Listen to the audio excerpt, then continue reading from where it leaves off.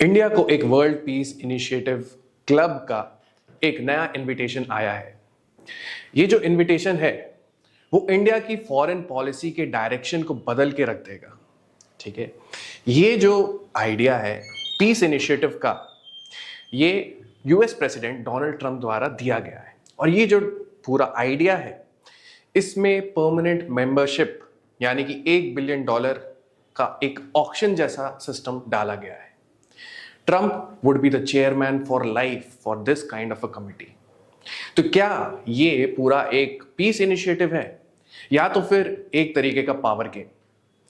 आइए इस वीडियो में जानते हैं कि ये बोर्ड ऑफ पीस क्या है, ये क्यों आया गया है और इसके मेंबरशिप के लिए इंडिया को इनवाइट किया गया है और इंडिया किस तरीके से इसको रिस्पॉन्ड करे ताकि वो अपने सॉवरेंटी को भी इंटैक्ट रख सकता है और कंट्रीब्यूट भी कर सकता है वर्ल्ड पीस के लिए। तो नमस्कार दोस्तों, welcome to legacy IAS. Let us understand this issue in detail. तो सबसे पहली बात है कि India has gotten an invite from Trump's board of peace and to deal with many tricky questions. ठीक है, तो ये सबसे बड़ा इशू है। सबसे पहले क्या हुआ था कि बोर्ड ऑफ पीस जो ऑर्गेनाइज किया गया था वो पर्टिकुलरली गाजा जो कॉन्फ्लिक्टेड एरिया है उसके लिए किया गया था। अब जब इस कॉन्फ्लिक्टेड एरिया की बात आई तो बोर्ड ऑफ पीस जो था वो ट्रम्प जो कि यूएस के प्रेसिडेंट है डोनाल्ड ट्रम्प, उनके द्वारा एक प्रपोजल था। ठीक है, और इस प्रपोजल को यूएन का अप्रूवल भी मिला था। ठीक है, इसके तहत जो मेंबर्स हैं वो पूरे चार्टर को फॉलो करेंगे। ठीक है, तो आप ये देख सकते हैं ये जो ट्वीट था डोनाल्ड ट्रंप द्वारा ये पहले ही शुरू किया गया था। ठीक है, तो नेक्स्ट में क्या आता है कि अब ये जो पूरा बोर्ड ऑफ पीस जो अर्लियर था वो था आपके सितंबर 2025 के अराउंड। अब एक नया बोर्ड ऑफ पीस जिसका एक ऑर्गेनाइजेशनल डिटेल और उसका जो चार्टर है वो सामने आता है और उसमें जो क्वेश्चंस हैं जो हम लोग रेज करते हैं वो बहुत ज्यादा दिमाग घुमा देने वाले हैं। ठीक है, तो आइए इसके बारे में और थोड़ी जानकारी लेते हैं। तो सबसे पहला बोर्ड ऑफ पीस, जो सबसे पहले बोर्ड ऑफ पीस हम लोग बात कर रहे थे जो कि 2025 की बात थी, उसमें डोनाल्ड ट्रंप ने अपने 20 पॉइंट पीस प्लान को सामने रखा था। 20 पॉइंट पीस प्लान था किसके लिए? गाजा के लिए और उससे रिलेटेड जितने भी कॉन्फ्लिक्टेड एरियाज हैं मिडिल ईस्ट में उनसे रिलेटेड था। ठीक है, तो इस प्रपोजल के अकॉर्डिंग अगर हम लोग मेन पॉइंट देखें तो वो ये था कि वो एक टेक्नोक्रेटिक ए पॉलिटिकल कमेटी गाजा के लिए लॉन्च करेंगे। ठीक है, जिसका मतलब ये है कि जो डे टू डे जो पब्लिक सर्विसेज की जो चीजें होती हैं वो इस टेक्नोक्रेटिक ए पॉलिटिकल कमेटी द्वारा गाजा के लिए देखा जाएगा। ठीक है, लेकिन उसमें एक और बात थी, वो ये था कि उसका जो सुपरविजन है, इस कमेटी का जो सुपरविजन है, and that would be done by the committee that is headed by Trump. मतलब उसके जो हेड होंगे सुपरविजन के, है ना। और ये पूरा एक तरीके का टेम्पररी ट्रांजिशनल गवर्नेंस के लिए बेस्ड था। ऐसा नहीं था कि उसको परमानेंटली इंस्टॉल किया गया था। हालांकि कुछ नेशंस थे जिन्होंने बोला था कि इफेक्टिवली अगर इस सुपरविजन बोर्ड का जो हेड है वो अगर यूएस प्रेसिडेंट डोनाल्ड ट्रंप हैं तो इफेक्टिवली वो गाजा के कंट्रोल में अपने आप को स्थापित करते हुए नजर आएंगे, है ना। इस बात की बहुत सारे कंट्रीज ने आशंका उठाई थी, है ना। लेकिन फिर भी ये सारे जो प्लान्स थे बोर्ड ऑफ पीस के, क्योंकि एक अच्छे डायरेक्शन में जा रहा था तो यूएन ने भी इसे अप्रूव किया था। ये जान लीजिए दोस्तों, ये एक ऐसी बॉडी बन रही थी, है ना, आगे चल के ये एक ऐसी बॉडी बनती है जो कि यूएन के बाहर है, मतलब कि एक पैरेलल ऑर्गेनाइजेशन है। ठीक है, अगर ये पैरेलल ऑर्गेनाइजेशन की तरह इंस्टॉल होता है तो सीधा क्वेश्चन जाता है यूनाइटेड नेशंस पे कि यूनाइटेड नेशंस का जिसका मैंडेट था कि वर्ल्ड ऑर्डर और पीस को लेकर आएंगे वो चीज इंप्लीमेंट क्यों नहीं कर पा रहा है। और दूसरी कि यूएस के प्रेसिडेंट डोनाल्ड ट्रंप द्वारा एक बोर्ड ऑफ पीस अगर इंस्टॉल किया जा रहा है तो उस पे जो पीस का दायित्व है वो कौन से कंडीशंस पे बेस्ड है और क्या वो पीस की तरफ लेके जाएगा या फिर एक पावर गेम की तरफ या एक बड़े इन्फ्लुएंस की तरफ लेकर जाएगा। तो आइए इसके बारे में और जानते हैं जिससे कि कौन से बड़े क्वेश्चंस हैं जो कि इंडिया के लिए भी और बाकी कंट्रीज के लिए भी दिक्कत दे रहे हैं।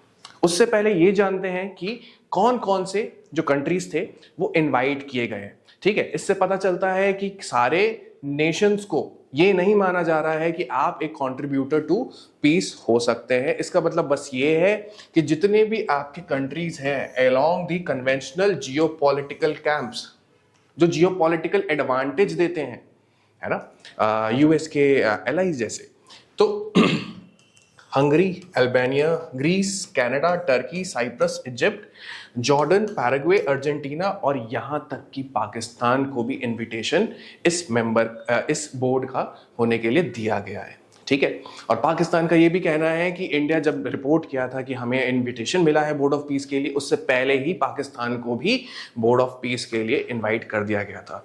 तो एक और क्वेश्चन हमारे दिमाग में आता है कि कोई ऐसा एक कंट्री है जो कि क्रॉस बॉर्डर टेररिज्म में विश्वास रखता है और हमेशा एक तरीके का इंडिया के साथ एक बॉर्डर टेंशन क्रिएट करता रहता है, तो उसका भी क्या हक है बोर्ड ऑफ पीस पे होने का? ठीक है, तो एक और चीज है जो कि इसके चार्टर में सामने आई है, वो ये है, the countries who accept will get a tenure of 3 years unless they pay $1 billion in cash in first year of membership in which they become permanent members। ये बहुत ही कंट्रोवर्शियल है ना, ये एक इंटरनेशनल स्टेज पे बहुत कंट्रोवर्शियल है क्योंकि ये एक पावर इन्फ्लुएंस को खरीदने की बात करी जा रही है एक तरीके से। इसका मतलब सीधा सीधा सिंपलिस्टिकली ये है कि अगर आपको बोर्ड ऑफ पीस का मेंबर बनना है, आपको इतने सारे लोग, इतने सारे नेशंस को हमने इनविटेशन दिया है बोर्ड ऑफ पीस ने, और वो अगर एक्सेप्ट करते हैं तो उनका जो टेन्योर होगा वो 3 साल का होगा। लेकिन उससे अगर आगे भी चल के उनको एक परमानेंट मेंबरशिप लेनी है तो उनको पहले ही साल में $1 बिलियन कैश में देना पड़ेगा। ठीक है, इसका मतलब यह है कि परमानेंट मेंबरशिप जो है वो एक इन्फ्लुएंस क्रिएट करती है एक कंट्री की और उसका एक दाम लगाया जा रहा है। तो this can be termed as a geopolitical auction and that too auction for having more amount of power influence. This raises a question that is it a peace initiative or we are just talking about the geopolitical power auction, right? And that is also with respect to the price, right? So let us see कि इसमें बहुत important questions कौन कौन से उठे जा रहे हैं। ठीक है, तो सबसे पहली बात, इसके जो चार्टर है, बोर्ड ऑफ पीस का जो पूरा चार्टर है जिससे वो अपने आप को रन करते हैं, वो डिसाइडेड है ना। तो इसमें सबसे पहली बात ये है कि it will be established as a new international organization and transitional governing administration, and that effort is not just to solidify peace in Middle East but also to embark on bold new approach to resolving global conflict। यहाँ से सीधा सीधा दिखता है कि middle east का नाम लिया गया है, यहाँ पे गाजा का नाम भी नहीं लिया गया है। तो इसका मतलब जो अर्लियर बोर्ड ऑफ पीस था जो कि गाजा के लिए ज़्यादा फोकस था, वहाँ की कॉन्फ्लिक्ट रिलेटेड इश्यूज से ज़्यादा रिलेटेड था, अब वो मिडल ईस्ट, उसको ब्रॉड बेस्ड टर्म बना दिया गया है। और दूसरी चीज कि उसको एक नया इंटरनेशनल ऑर्गेनाइजेशन की तरह देखा जा रहा है, मतलब कि एक तरीके से it is something that is going to be parallel to UN, है ना। तो ये क्या लेजिटिमेट है ना, क्या इसमें सारे कंट्रीज की सहमति है ना, या तो फिर ये बस एक लिमिटेड ग्रुप है जो कि यूएस द्वारा रन है और उसके अकॉर्डिंगली वो चार्टर को भी फ्रेम करेंगे। ठीक है, दूसरी चीज ये है, also the charter says the board will work to secure enduring peace in areas just affected but also threatened by conflict। और जब threatened by conflict बताते हैं, threatened by conflict आप कैसे डिसाइड करेंगे कि if it is being threatened by conflict? You have to define that term threatened, okay? Otherwise it would be up to the whims and fancies of the board to decide that this particular region is under some kind of threat। ठीक है, तीसरी चीज जो बहुत important है, chairman can be removed only if he voluntarily resigns. यहां पे बहुत इंपॉर्टेंट बात है दोस्तों, ये देख लेने की कि जो चेयरमैन रहेंगे इस बोर्ड के वो प्रेसिडेंट ट्रंप रहेंगे। मतलब कि अगर वो यूएस प्रेसिडेंट ना भी रहे, उसका उनका टेन्योर पूरा खत्म हो गया, उसके बावजूद ट्रंप ही इसको चेयरमैन की तरह हेड करेंगे। और चेयरमैन को हटाने का जो प्रोसेस है वो भी बहुत ही अजीब सा है। ठीक है, क्यों? Chairman can be removed only if he voluntarily resigns, मतलब उनकी खुद वो सोचें तब वो जाके रिजाइन कर सकते हैं, या तो दूसरा तरीका है if he is voted incapable unanimously by the executive board. है ना, या तो एग्जीक्यूटिव बोर्ड उनको वोट आउट करता है। अब जो एग्जीक्यूटिव बोर्ड है वो उन्हीं के चाहने वालों से भरा हुआ है, उन्हीं के सपोर्टर से भरा हुआ है ना। तो इसमें बहुत कम चांसेस बनते हैं या नहीं के बराबर चांसेस बनते हैं कि कभी भी जो ट्रंप है वो इस बोर्ड ऑफ पीस से हटेंगे, अनलेस वो खुद से डिसाइड करें तो।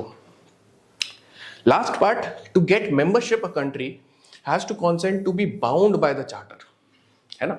ये बहुत इंपॉर्टेंट क्वेश्चन ये रेज करता है कि जो चार्टर है, चार्टर में ये सारी चीजें इंक्लूडेड हैं, और अगर कोई नेशन $1 बिलियन देकर अपनी परमानेंट मेंबरशिप खरीदता है तो जितनी भी चीजें हैं चार्टर में वो अपने आप पे इंपोज करता है। तो ये भी बहुत बड़ा क्वेश्चन रेज करता है कि क्या सॉवरेंटी जो है एक नेशन की वो भी दांव पे लगाई गई है। तो ये बहुत इंपॉर्टेंट न्यूज थी बोर्ड ऑफ पीस से related. Thank you so much for watching.